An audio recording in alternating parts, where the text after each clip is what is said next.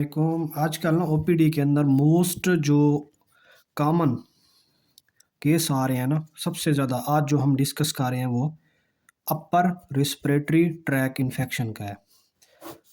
ठीक है, जिसमें फेरेंजाइटिस हो गया, लारिंजाइटिस हो गया, उसके बाद टॉन्सिलाइटिस हो गया। रियल एग्जांपल, मैं अगर अपर रिस्पिरेटरी ट्रैक इन्फेक्शन है किसी को, अडल्ट की मिसाल लेते हैं, 102 का फीवर है, दूंगा कैप्सूल कैरिसिफ 400 mg। सब जानते हैं इसको, इस कि ये कौन सी कंपनी का है।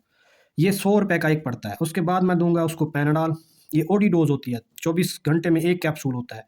ये TDS होता है 500 mg। उसके बाद मैं उसको दूंगा रिजेक्स टैबलेट, रिजेक्स। ये 13 रुपये की पड़ती है एक एक गोली। उसको मैं दूंगा फिर एक राइजिक। ये आम प्रिस्क्रिप्शन है जो 5 दिन की हम बना के ना इसकी प्राइस का अंदाज़ा लगाते हैं। ये तकरीबन 80 रुपये की पड़ जाएगी। ये हमें तकरीबन 70 रुपये की पड़ जाएगी। ठीक है, ये तकरीबन में पा जाएगी 170 रुपये की 5 दिन की, 5 डेज़।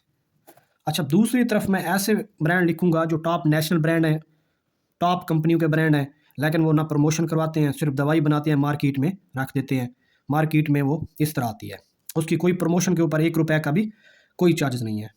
कैप्सूल ई पेन 400 mg ई फार्मा का आता है।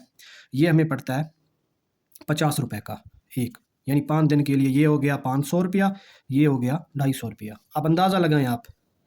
पैनाडॉल को अगर पैनाडॉल ही रखते हैं फिर ये 80 की पड़ती है। अगर पैनाडॉल को PCM एक आता है पैरासीटामोल, ये तकरीबन 30 की पड़ती है। अगर रिजेक्स की जगह हम सेरिडॉल टैबलेट ले आते हैं तो ये पड़ती है हमें 10 रुपये की। अब ये अंदाज़ा लगाएं। ठीक है, ये सिर्फ रात को दी जाती है। सिट्राजीन इसका फार्मूला है। ठीक है, रिजेक्स एक ब्रांड है, सीरिडाल भी एक नेशनल ब्रांड है। इसको हर कोई जानता है, इसको कोई नहीं जानता। अच्छा, राइजेक की जगह मैं ले आता हूँ जोराल को या नोरान को 40 mg।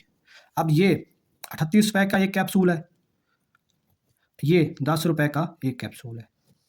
जिस लैब से ये टेस्ट हुआ है, इस लैब से ये टेस्ट हुआ है, ड्रैप रजिस्टर्ड हैं दोनों। ठीक है, ये 5 डेज़ की मेडिसिन कैलकुलेटेड की हुई है मैंने, ये बनती है 750 की। ये 5 डेज़ की मेडिसिन जो बनती है वो बनती है 390 की। इसमें तकरीबन 50% का डिफरेंस है।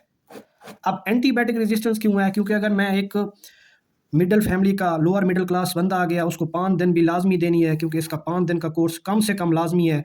अगर वो 1-2 दिन खाएगा तो रेजिस्टेंस कर जाएगी, ये सबको पता है। अब उसका बिल बनेगा, गरीब बंदा है, उसका अगर हम उसको दे रहे हैं उसका 1000 बिल बन जाएगा, किराया खर्चा सब मिला के। अगर ये देंगे उसका 350 डिस्काउंट्स के साथ ये बन जाएगा। अब ये कोर्स वो पूरा करेगा क्योंकि 350 उसकी जेब के मुताबिक है। अब ये वो पूरा नहीं करेगा, ये 2 दिन की लेगा, यानी 2 दिन की या 3 दिन की ये 350 की बनेगी। ये 5 दिन की पूरी 350 की बन रही है। अब यहाँ पे एंटीबायोटिक रेजिस्टेंस की सबसे बड़ी वजह महंगी दवाई है।